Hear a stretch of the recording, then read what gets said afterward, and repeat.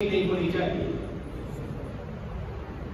और जब बात करते हैं तो एक दूसरे को मुखातब भी करते हैं, बुलाते हैं, अपनी जान मुतवज्जह भी करते हैं। भला तजहरू लहू बिलकुल कजार बात, और उनके साथ तुम इस तरह आवाज से बात न करना जिस तरह तुम एक दूसरे से बुलंद आवाज से बात करते हो, और उनको मुखातब ऐसे न करना जैसे तुम एक दूसरे का नाम लेकर मुखातब करते हो, बल्कि एक मकाम पर फरमाया जब भी बुलाओ मुखातब करो तो यूं कहो फिदा काबी होगी या रसूल अल्लाह, या रसूल अल्लाह, उनका या रसूल अल्लाह, अल्लाह के रसूल हमारे हाल पर नजर करम फरमाइए, अल्लाह के रसूल हमारी तरफ तवज्जो फरमाइए, हमारे माँ बाप आप पर कुर्बान हो जाए या रसूल अल्लाह। ऐसे अल्फाज के साथ उनकी तवज्जो लो, ऐसे अल्फाज के साथ तुमको अपनी जान को मुखातब करो। अगर तुमने मेरे हुजूर से बात करते हुए भी अंदाज वो अपनाया जो आम लोगों के साथ बात करते हुए अपनाते हो, तो अंतहबत आमालुकुम, तुम्हारे जिंदगी भर के सारे अमाल में अपनी बारगाह में जाया कर दूंगा। उसमें नमाजें, रोजे, हज, ज़कात, सदका और खैरात जो भी है, मैं उसको नहीं देखूंगा, मैं ये देखूंगा कि इसने मेरे महबूब की बारगाह में अदब नहीं किया। सारे अमाल तबाह हो जाएंगे। अंतुम ला तशऊरून, और तुम्हें शऊर भी नहीं होगा कि हमारे अमाल जाया कर दिए गए। इसका क्या फलसफा है कि जब इंसान को शऊर होता है कि मेरे कुछ गलती हो गई, तो फिर वो नादब होता है, फिर शर्मिंदा होकर फिर माफी मांगता है, और माफी जब मांगता है तो मुनकर अल्लाह माफ फरमा दे। फरमाया हर गुनाह के बाद नदामत आए और मेरी बारगाह से तुम्हें माफी का मौका मिले तो मैं तुम्हारी माफी अपनी बारगाह में कबूल करता हूं। लेकिन जो मुस्तफा का बेअदब है, गुस्ताख है, मैं उसको ये शऊर भी नहीं देता कि उससे गलती हुई। क्यों? शऊर होगा तो माफी मांगेगा, माफी मांगेगा तो मुमकिन है मुझे माफ करना पड़े। लिहाजा मुस्तफा के बेअदब को शऊर ही नहीं देता कहीं उसको माफ भी ना करना पड़े। तो ये भी मेरे नबी मुकर्रम सल्लल्लाहु अलैहि वसल्लम का अदब, ये ईमान की अलामत है। फिर उसके बाद सूरह मोमिनून में मोमिनों की निशानी बताई। फरमाया कद अफ़लहल मोमिनून, ताकि ये मोमिन कामयाब हो, मोमिन कामयाब हो गए। अब वो कौन से मोमिन हैं? अब निशानी थे अल्लज़ीना हुम फ़ी सलातिहिम ख़ाशिऊन, जो बड़े इज्जत रियाज के साथ उसकी बारगाह में झुकते हैं, जो सरापा मस्कीन बनकर उसकी बारगाह में खड़े होते हैं, तकब्बुर, नकबत और गरूर से नहीं, दिखावे के लिए नहीं उसकी बारगाह में खड़े होते, आजिज़ी से खड़े होते हैं। जब बड़ों के सामने खड़े होते हैं तो अदब के साथ खड़े होना होता है। तो खुदा से बढ़कर भी बड़ा कोई नहीं, तो खुदा की बारगाह में जब खड़े हो तो सरापा अदब बनकर, सरापा इज्जत बनकर, सरापा मस्कीन बनकर उसकी बारगाह में खड़े हो। नमाज अलग मसला है कि वो पढ़ता है कि नहीं पढ़ता, ये अलग मसला है कि खड़े कैसे होना है उसकी बारगाह में नमाज की हालत में। अब बात को समझिएगा कि खड़े कैसे होना है। मेरा अल्लाह अपनी बारगाह में खड़े होने का भी अदब सिखा रहा है। आजिज़ी के साथ खड़े होना सीखो, ये मोमिन की निशानी है।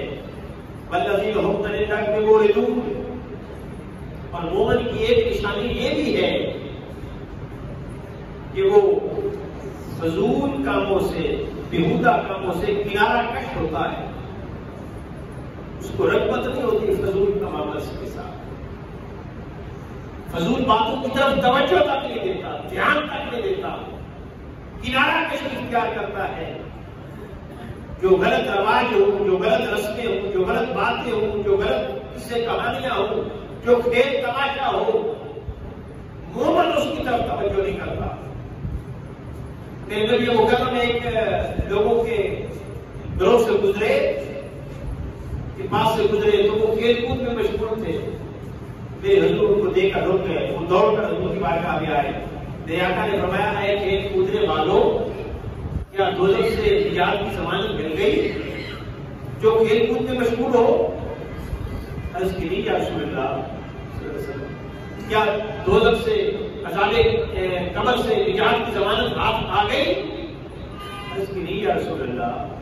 फरमाया, क़यामत के दिन कामयाबी की जो गारंटी मिल गई, खुदा की बारगाह में जो हिसाबो किताब होना है उससे बरी ज़िम्मा होने की कोई गारंटी हाथ आ गई? इसकी नहीं या रसूल अल्लाह। फरमाया, ताज्जुब है, किसी चीज की जमानत भी नहीं मिली फिर भी खेल कूद में मशगूल हो। तुम्हें तो रोना चाहिए था, तो अर्शी में मशगूल हो गए हो। तो फरमाया, ईमान वाले कभी लाख कामों में नहीं पड़ते, फजूल वक्त जाया नहीं करते। वल्लज़ीना हुम लिज़्ज़काति फ़ाइलून। और तीसरी अलामत है इस सूरत में ईमान वाले की कि वो अपने माल और अपनी जान की ज़कात देते हैं। माल और जान की ज़कात देते हैं। माल की ज़कात 2.5%, फसल की पैदावार में से उशर। अब फसल पक गई है, हम उसको घरों में ला रहे हैं। जो जो ज़राअत से वाबस्ता लोग हैं वो अपने ऊपर लाज़म कर लें, ये फर्ज है 20वां हिस्सा देना जो हमारे इलाके की जमीन से निस्फ़े उशर, 100 में से 5 मन। अगर बारानी हो तो फिर 10 मन। ये गहरी जमीन है, इसमें 5 मन, 100 मन में से 5 मन ज़कात है। ये जो उशर कहा जाता है, उशर अल खुद कोई टर्म नहीं, इसको ज़कात कहते हैं। ये उसका हिस्सा है, उशर भी 10वां, ये हिस्सा है, मशहूर हो गया उशर। और अगर कोई शख्स बाकी सारी इबादत बजा रहा है लेकिन फसल की पैदावार में से ज़कात न दे, उसकी वो इबादत खुदा की बारगाह में कबूल नहीं होती। हज़रत अब्दुल्लाह बिन अब्बास कहते हैं 3 चीजें ऐसी हैं, एक पर अमल कर लिया जाए, दूसरे पर अमल न किया जाए तो पहली का अमल कबूल नहीं होता। वो कहते हैं अतीउल्लाह व अतीउर रसूल, अल्लाह की इताअत करो, रसूलुल्लाह की करो। अल्लाह की करनी, रसूलुल्लाह की ना की, अल्लाह की भी इताअत कबूल नहीं। अनशकुरनी वाले वालिदैन, अल्लाह का शुक्र अदा करो, वालिदैन का करो। अल्लाह का कर लिया, वालिदैन की नाफरमानी की, अल्लाह अपनी भी फरमाबरदारी कबूल नहीं करेगा। और कहते हैं अकीमुस्सलात व आतुज़ ज़कात, नमाज पढ़ो और ज़कात दो। नमाज पढ़ ली तो इसमें कोई खर्च नहीं आता, ज़कात से हाथ फेंक लिया, फरमाया उसकी नमाज भी खुदा की बारगाह में कबूल नहीं है। उशर या निस्फ़े उशर देना ये लाज़िम है। माल जायज तरीके से कमाया हुआ माल, ये बात तवज्जो तरफ, जायज तरीके से कमाया हुआ माल अगर उसकी ज़कात ना दी जाए तो वो हलाल नहीं रहता, वो हराम हो जाता है, वो हराम हो जाता है। तो माल से ज़कात देना और आगे है जान की ज़कात देना, जिस्म की ज़कात देना। वो क्या है? वो एक तो रोजा है, जिस्म की ज़कात एक रोजा है। और फिर जिस्म की ज़कात ये भी है कि खुद खाने लगे, कोई गरीब में नजर आ जाए, कोई फाका कश नजर आ जाए, कोई मोहताज नजर आ जाए, खुद ना खाए उसको खिला दे, ये भी जान की ज़कात है, जिस्म की ज़कात है।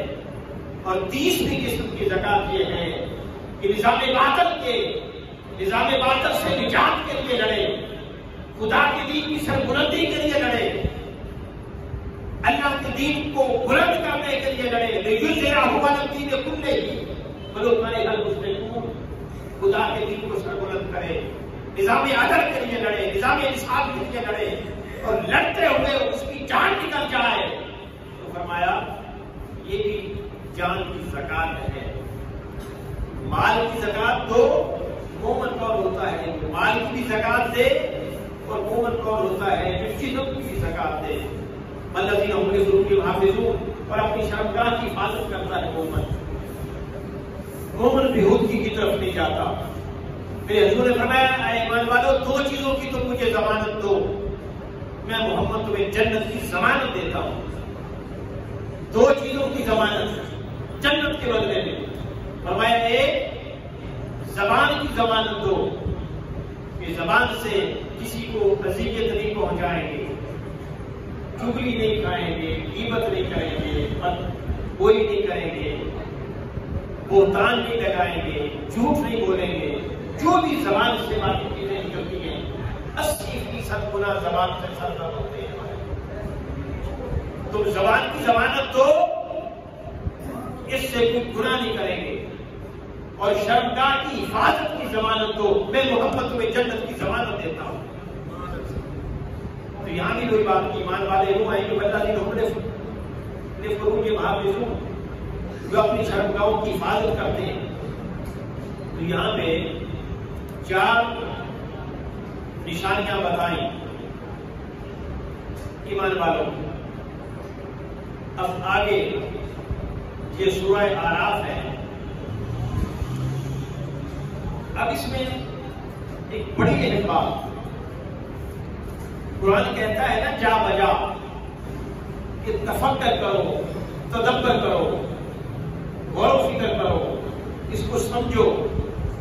बल्कि एक मकाम पर तो यहां तक आया है सूरह फुरकान में कि वो अल्लाह की आयतों को बगैर तदब्बर और तफक्कर किए बगैर उसको अडॉप्ट नहीं करते, उस पर अमल नहीं करते, ईमान वाले होते हैं।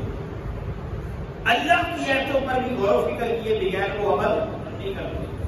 अल्लाह के आकाम पर भी वो गौर फिक्र करते हैं, तदब्बर करते हैं, तफक्कर करते हैं, फिर अमल करते हैं। वही ईमान वाले सूरह फुरकान में आयत नंबर 64-65 है, पारा नंबर 19 है। और फिर सूरह आराफ में ये बड़ी अहमियत की आमद बात, इसको याद कर ले तो बड़ी अच्छी बात है। इस आयत को घर जाकर ये सूरह आराफ पारा नंबर 9 आयत नंबर 179 मलकत ज़रा नाले जहन्नम कसीर में चलने वाले फरमाया, बेशक हमने जिन्नों और इंसानों में से बहुत से लोगों को पैदा किया है, इसलिए ले जहन्नम के लिए हमने कसरत के साथ लोगों को जहन्नम के लिए पैदा किया है। गोया कसरत के साथ लोग जहन्नम में जाएंगे, ये नहीं कि वो खाली होगी। अगर हमारे करतूत ऐसे रहे तो वो भरी रहेगी। अल्लाह को पता है अंजाम का, इसलिए अल्लाह ने कह दिया कि कसीर तादाद में लोग जहन्नम में आएंगे। हमें नहीं अंदाजा, हम तो इस खुशफहमी में मुब्तला हैं। हमने कौन सा जन्नत में जहन्नम में चले जाना है, हमारे लिए तो जन्नत है। तो ये फिर पैगाम किसके लिए है? अब वो कौन लोग हैं जिनको जहन्नम में भरना है, फेंकना है, वो आगे आ रहा है। अब हम अपना गिरबान खुद देख लें, जान के हम इस कैटेगरी में आते हैं या हम आउट हैं इससे। मुबारकबाद के मुस्तहिक है वो लोग जो इस कैटेगरी में नहीं आ रहे हैं। वो अपने मुकद्दर पर फख्र करें, और जो समझते हैं कि अभी हम इस कैटेगरी में आ रहे हैं वो आज से तौबा करें, ताकि जल्द अज जल्द इससे निजात मिले, इससे छुटकारा मिले। हम उन लोगों में शामिल न हों जिन लोगों को खुदा ने जहन्नम के लिए पैदा किया है। अब वो कौन से लोग हैं? फरमाया, लहुम कुलूबुन ला यफ़क़हून, हमने उनको दिल दिए हैं लेकिन वो हक बात को समझने के लिए तैयार नहीं। पहला तबका नहीं बैठा है, पहला तबका जो जहन्नम में जाएगा वो होगा।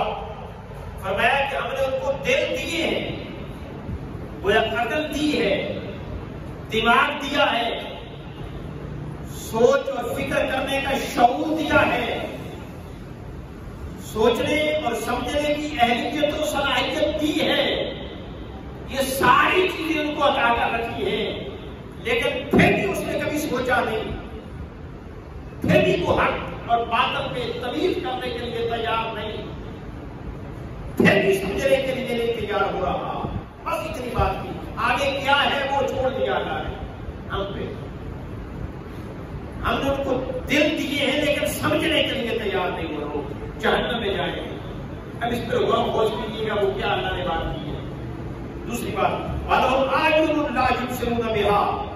हमने उनको आंखें दी हैं, वो देखने के लिए तैयार नहीं। क्या मतलब? वो बातिल और हक को पहचान नहीं रहे। आंखें हैं उनके पास, वो गौर खोज ही नहीं करते, उनको अंदाजा ही नहीं होता कि ये ठीक है और ये गलत है। सही और गलत की तमीज ही नहीं है उनके सामने। झूठा बदयानत, चोर, डाकू, निफंदा, बादल शख्स को भी वो ठीक समझे हुए हैं। नेक हक की बात करने वाले को भी वो इग्नोर किए बैठे हैं। आंखें हैं लेकिन देखने के लिए तैयार नहीं।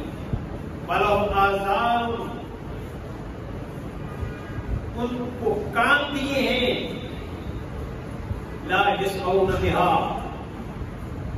लेकिन वो सुनने के लिए तैयार नहीं है, सुन नहीं सकते हक बात को। हक बात के सुनने से उनके कान बहरे हैं, बातल के लिए दौड़ कर जाते हैं। माशरे में ताबूती इस्तेसाली और साम्राज्यिक ताकतों से उनको नफरत नहीं है। उन्हीं नादीनी ताकतों को सुनते हैं, उन्हीं शैतानी ताकतों के पीछे दौड़ते हैं। तमीज नाम की कोई चीज नहीं रह गई। भाई तला फिर इनका क्या करना है? पर मैं जहन्नम इन्हीं लिए तो रखी है, इन्हीं लोगों के लिए तो जहन्नम है। अब आगे सुने, फरमाया उलाए का कल अनआम है, फरमाया ये लोग जानवरों की तरह हैं। इनको इंसान कहा जाए, ये इंसानियत की तौहीन है। जो समझने के लिए तैयार नहीं, जो हक सुनने के लिए तैयार नहीं, जो हक देखने के लिए तैयार नहीं, वो इंसान है। कुरान कह रहा है वो जानवरों की तरह है। और भाई ताला जानवरों की तरह, अल्लाह की गैरत ये भी गवारा नहीं करती कि ऐसे बदबख्त को जिसके कानों और समातों और आंखों पर मोड़ नहीं है, उसको जानवर कहा जाए। जानवर की भी तौहीन है। वो तो जानवरों से भी बदतर है। मेरी गैरत उसको इंसान कहना गवारा नहीं करती, मेरी गैरत उसको जानवर कहना गवारा नहीं करती। वो तो जानवरों से भी बदतर इंसान है। इंसान है। उलाइका हुमुल गाफिलून, ये वो लोग हैं जो गाफिल हैं, गफलत की नींद में हैं पड़े, ये गाफिल हो चुके हैं। वक्त थोड़ा है, मैं दीगर आयात को डिस्कस नहीं करता, चंद हदीस आपके सामने कि वक्त हो ही चुका। तेजी के साथ हज़रत अब्दुल्लाह बिन अब्बास कहते हैं रज़ियल्लाहु ताला, वो कहते हैं अगर चार चीजें किसी के पास हो और कुछ ना हो उसको परेशानी नहीं होगी। पहली चीज फरमाया वो सच बोलता हो, क्या वो सच बोलता हो और कुछ ना हो उसको कुछ नहीं होगा।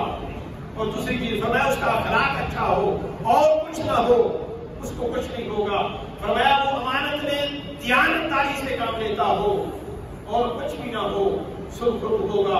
और चौथी चीज फरमाया जिसकी हलाल खाता हो और अगर कुछ नहीं कर सका अल्लाह किसी न किसी हद तक उसको कामयाब कर देगा। और फिर मेरे आका अलैहिस्सलाम ने फरमाया, हजरत सईद रज़ियल्लाहु ताला से का फरमाइए, फरमाया कि मोमन बुज़दिल हो सकता है, ऐसा होता नहीं लेकिन फिर भी हो सकता है कि मोमन बुज़दिल बन जाए। और मोमन कंजूस भी हो सकता है, ऐसा होता नहीं, मोमन सखी होता है, लेकिन हो सकता है कि वो कंजूस भी हो जाए, हालात ऐसे पैदा हो सकते हैं। लेकिन फरमाया मोमन झूठा नहीं हो सकता,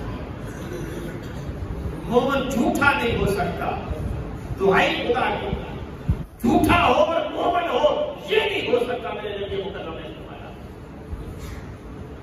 जुम्मतुल विदा की बाबरकत सांसें लेने वालों, मेरे नबी मुकर्रम के इस फरमान पर शक न करो। जो लोग ईमान लाए